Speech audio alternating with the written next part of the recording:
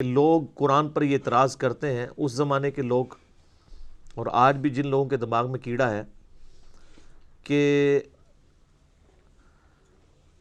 اللہ تعالیٰ نے جو قرآن حکیم میں مچھر کی یا مکڑی کی یا مکھی کی مثالیں جو بیان کی ہیں تو اس سے مقصد کیا ہے؟ یہاں تو مچھر کا ذکر ہے، اس سے پہلے مکڑی اور مکھی کی مثال آ چکی تھی۔ مکڑی کے نام پہ تو پوری سورت ہے، سورۃ العنکبوت۔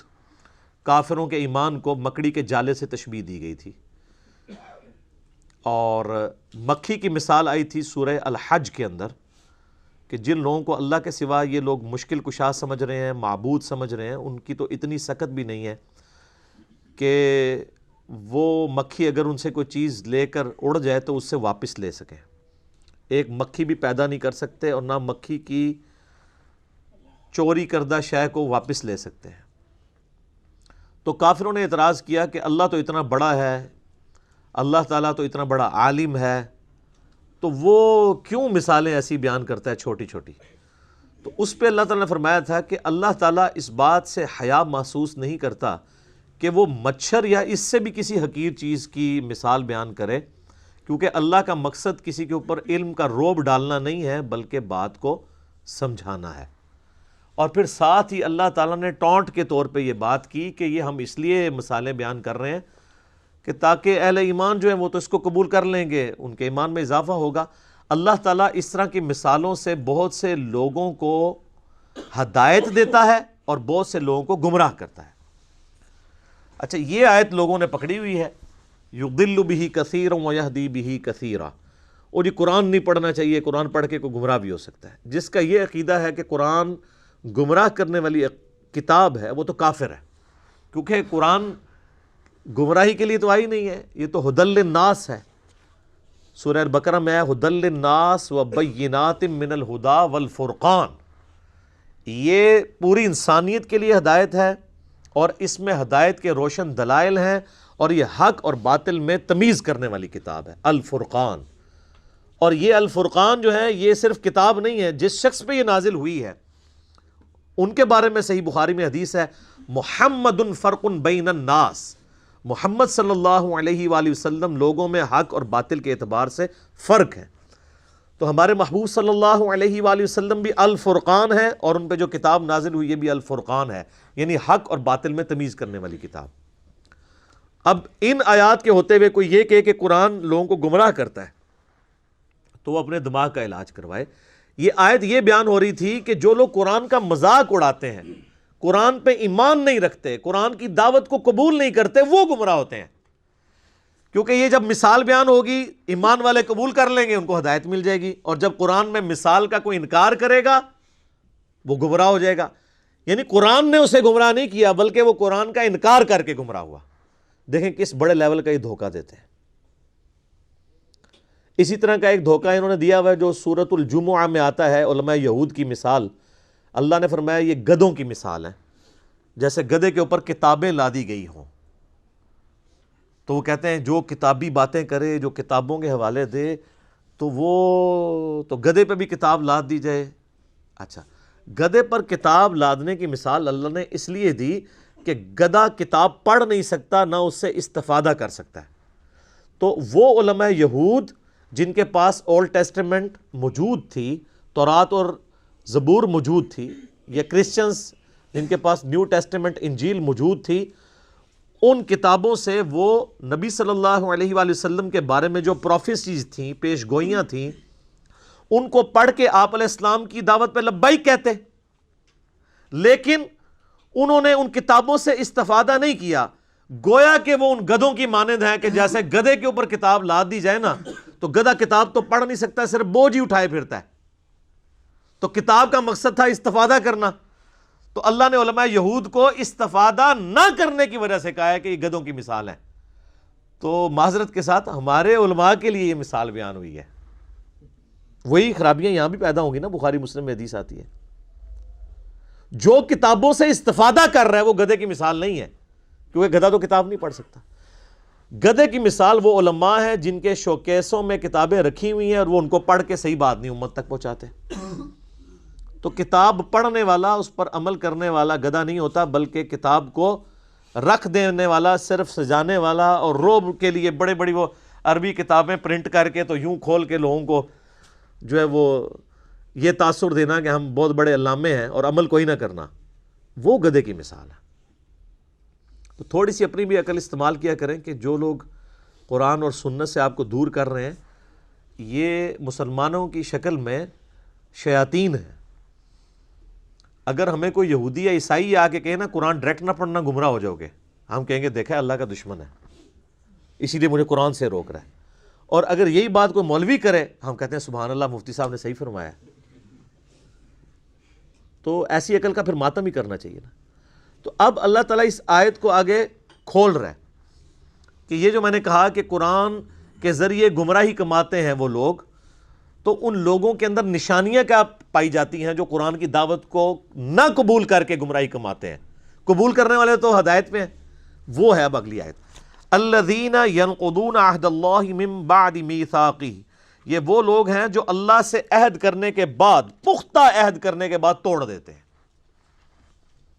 اب ظاہر ہے یہ تعویل خاص کے اعتبار سے تو یہودیوں سے اللہ تعالیٰ نے عہد لیا ہوا تھا، آگے چل کے آئے گا اللہ تعالیٰ نے کوہ طور کو ان کے اوپر سائبان کی طرح بلند کر دیا تھا کہ اس کتاب تورات پہ ایمان لاؤ ورنہ پہاڑ تمہارے اوپر گرنے لگا ہے۔ آپ ذرا امیجن کریں اتنا بڑا پہاڑ بادل کی شکل میں اوپر آ جائے اور کہا جائے کہ پکڑو تورات کو ورنہ آیا جائے تھوڑے ہوتے، تو وہ بڑا کس لیول کا پکا عہد پھر انہوں نے کیا ہوگا، لیکن اس کے بعد توڑ دیا انہوں نے۔ اور تعویل عام کے اعتبار سے ہر انسان نے اللہ سے ایک عہد کیا ہوا ہے جس کی ڈیٹیل آئے گی سورۃ الاعراف میں، الست بربکم، اللہ نے ہماری ارواح سے یہ عہد لیا تھا، کیا میں تمہارا رب نہیں ہوں؟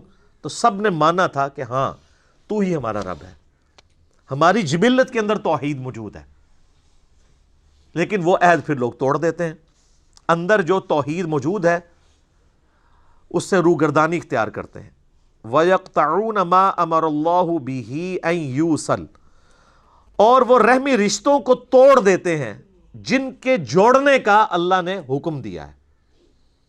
حقوق العباد کا معاملہ آ گیا، پہلی چیز حقوق اللہ اور توحید، اور دوسری چیز حقوق العباد میں وہ لوگ کمزور ہوتے ہیں۔ حقوق العباد میں وہی کمزور ہوگا نا جو اللہ کے معاملے میں کمزور ہوگا۔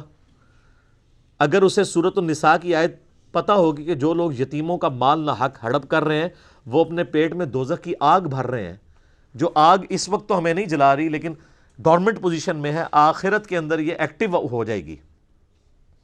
تو ڈاکٹر اسرار صاحب اکثر کہا کرتے تھے رحمہ اللہ تعالی کہ جو دنیا میں صرف مورل لاز جو ہیں وہ ایسے ہیں جو ایکٹیو نہیں ہیں، فزیکل لاز سارے ایکٹیو ہیں۔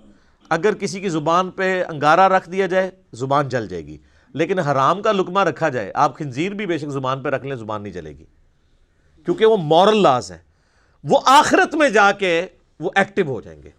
کسی نے حرام کا مال کھایا تھا، دنیا میں نہ بھی نکلے، اس کے پیٹ میں درد نہ بھی ہو، آخرت میں وہی سارا مال اس کے اوپر عذاب بن کے مسلط کر دیا جائے گا۔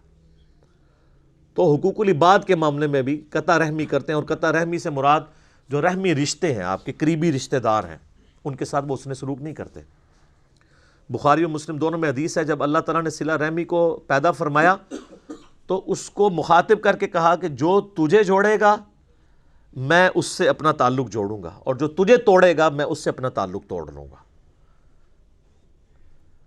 تو یہ اسلام میں حقوق اللہ اور حقوق العباد یہ پیرلل میں چلتے ہیں۔ وہ غامدی صاحب اکثر ایک بات کرتے ہیں کہ اگر کسی شخص نے کسی کا مال نہ حق ہڑپ کیا ہے، یا کسی نے اپنے بھتیجوں یا بھانجوں کی جائیداد کے اوپر ناحق قبضہ کر لیا ہے، یا اپنی سسٹر کی وراثت دبا لی ہوئی ہے، اور وہ یہ سمجھتا ہے کہ میں پہلے تہجد کے 2 نفل پڑھتا تھا اب 4 پڑھ لوں گا تو میری وہ چیزیں معاف ہو جائیں گی، نہ، کبھی نہیں معاف ہوں گی۔ آپ خانہ کعبہ میں تکبیر اولیٰ کے ساتھ پوری زندگی بھی نمازیں پڑھتے رہیں، ایک پیسہ بھی کسی کا دبایا وہ معاف نہیں ہونا۔ بخاری و مسلم دونوں میں حدیث ہے، جس نے ایک بالش زمین بھی کسی کی دبائی 7 زمینوں کا توق اس کے گلے میں ڈال دیا جائے گا قیامت والے دن۔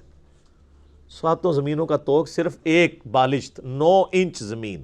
یہاں لوگ پورے مکان ہڑپ کر جاتے ہیں، پلاٹ ہڑپ کر جاتے ہیں لوگوں کے، اور وہ لوگ یہ سمجھتے ہیں کہ ہم 1,00,000 بندوں کا دسترخوان چلا کے جو ہم نے لوگوں سے زبردستی زمینیں ہتھیائی ہیں اور اپنی ہاؤسنگ سکیمز بنائی ہوئی ہیں، یہ 1,00,000 لوگوں کو روزانہ کھانا کھلانا، 1 ارب لوگوں کو بھی روزانہ کوئی کھانا کھلائے، اللہ کو فرق نہیں پڑتا۔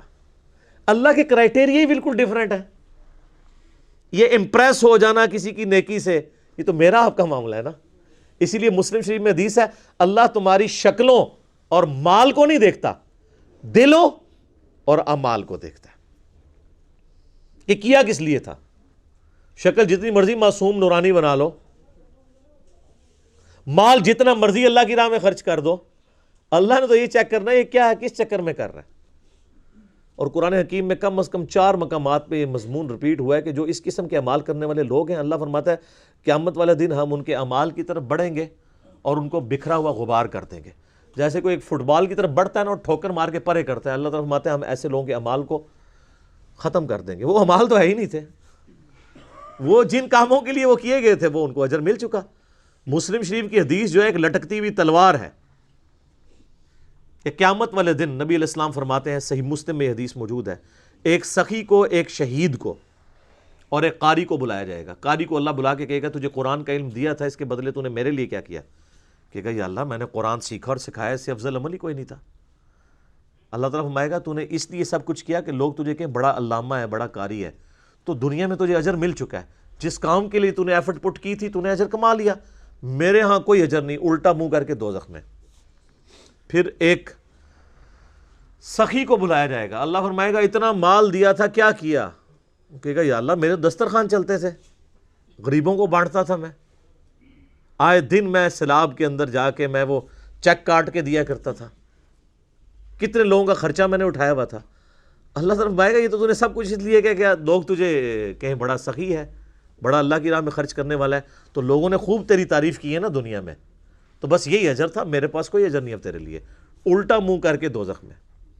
اللہ کی آپ غیرت دیکھیں کہ اللہ تعالیٰ کسی نیک عمل کو بھی قبول کرنے کے لیے تیار نہیں ہے اگر خالصتاً اس کے لیے نہ ہوا۔ اللہ بڑا ڈاڈا ہے۔ کتابوں کا خدا اور ہے اور بابوں کا خدا اور، یہ کتابوں کا خدا ہے۔ مسند احمد میں حدیث ہے جس نے دکھلاوے کے لیے نماز پڑھی اس نے شرک کیا، پڑھی نماز کیا شرک، جس نے دکھلاوے کے لیے روزہ رکھا اس نے شرک کیا، اور جس نے دکھلاوے کے لیے صدقہ کیا اس نے بھی شرک کیا۔ اچھا کر رہا نیکی ہیں اور الٹا جنہوں کہتے ہیں گاٹے فٹ ہو رہی ہیں، شرک، ریاکاری۔ اور مسلم شریف کی حدیث میں آتا ہے تیسرا وہ لایا جائے گا شہید، تو اللہ تعالیٰ کہے گا تجھے میں نے اچھی صحت دی، سب کچھ دیا، اس کے بدلے تو نے میرے لیے کیا کیا؟ تو کہے گا یا اللہ جان تو تھی، دے دی تجھے سب سے قیمتی چیز اپنی۔ اللہ فرمائے گا تم نے جان اس لیے دی کہ تاکہ لوگ تمہیں بہادر کہیں، تو دنیا میں تمہیں اس تعریف سے نوازا گیا تھا، ہو سکتا ہے مرنے کے بعد میڈلز بھی مل گئے ہوں، میرے پاس کوئی اجر نہیں ہے، الٹا منہ کر کے دوزخ میں۔ یہ اللہ تعالیٰ نے 3 سیمپل بیان کیے ہیں۔ اس انسانیت میں نیک اعمال کے اعتبار سے اس سے بڑا کوئی عمل ہو سکتا ہے کہ کوئی شخص قرآن کا علم سکھاتا ہو، نمبر 2 اللہ نے دولت دی ہو، اللہ کی راہ میں خرچ کرتا ہو، اور نمبر 3 جان بھی اللہ کے لیے دے دے۔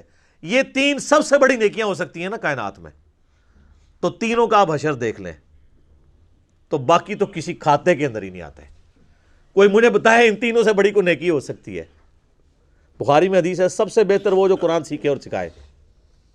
بخاری مسلم میں حدیث ہے کہ حسد اسی شخص پہ کیا جا سکتا ہے، رشک، کہ جسے اللہ نے قرآن کا علم دیا ہو، وہ قرآن کی تلاوت بھی کرتا ہو، لوگوں کو سکھاتا بھی ہو، اس سے بڑی کوئی چیز ہو نہیں سکتی۔ اور جان دینا سر، اس سے تو بڑی کوئی چیز ہی نہیں ہے۔ جو اللہ کی راہ میں قتل ہو جائیں، اللہ نے فرمایا ان کو مردہ بھی مت کہو، لیکن یہاں دیکھ لیں۔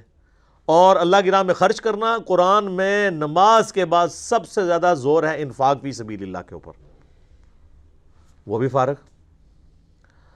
تو یہ ساری چیزیں کسی نہ کسی کیٹیگری میں حقوق العباد کے اندر لائی کرتی ہیں۔ تو یہ ایسے لوگ ہیں جو قطع رحمی کرتے ہیں، وَيُفْسِدُونَ فِي الْأَرْضِ، اور زمین میں فساد مچاتے ہیں۔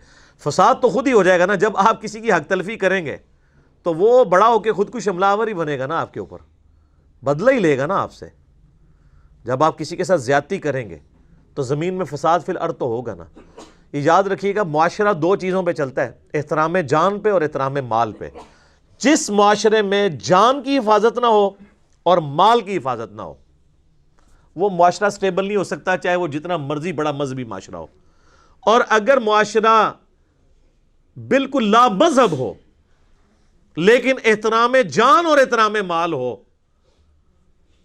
وہ معاشرہ چلے گا جو آپ دیکھ سکتے ہیں یورپ اور امریکہ، کتنے لوگ سکون میں ہیں۔ آپ کے کتنے پرہیزگار لوگ بھی وہاں جا کے کہتے ہیں جی ہم نے تو وہاں دیکھا جی ہر چیز طریقے سے چل رہی ہے، ہوتے وہ مسلمان ہیں لیکن وہاں کی تعریف کر رہے ہیں۔ کیوں؟ مذہب نہیں ہے لیکن احترام جان اور احترام مال ہے، عدلیہ آزاد ہے، ہر شخص کو حق ہے کہ وہ اپنا مقدمہ پیش کر سکتا ہے، کسی کی جرت نہیں ہے کہ وہ اپنے سٹیٹس کی بنیاد کے اوپر کسی کا حق غصب کر لے، کسی کو ایک تھپڑ بھی مار دے۔ سر یورپ اور امریکہ میں پولیس والا اگر کسی کو تھپڑ مار دینا تو پوری زندگی کی تنخواہیں جوڑ کے وہ جرمانہ نہیں ادا کر سکتا۔ یہاں سر عام پٹائی کرتے ہیں، کیونکہ جب تک جوڈیشری میں کیس پروف نہ ہو آپ کسی کو سزا نہیں دے سکتے، اور جب سزا بھی دیں گے تو اتنی دیں گے جتنی جوڈیشری ڈیفائن کرے گی۔ یہ تو نہیں ہے کہ پولیس والے لوگوں کو پکڑ رہے ہیں تو ساتھ مارنا بھی شروع کرتے ہیں، وہاں تو کوئی سوچ بھی نہیں سکتا۔ اولئک ھم الخاسرون، ایسے لوگ پھر خسارے میں ہیں۔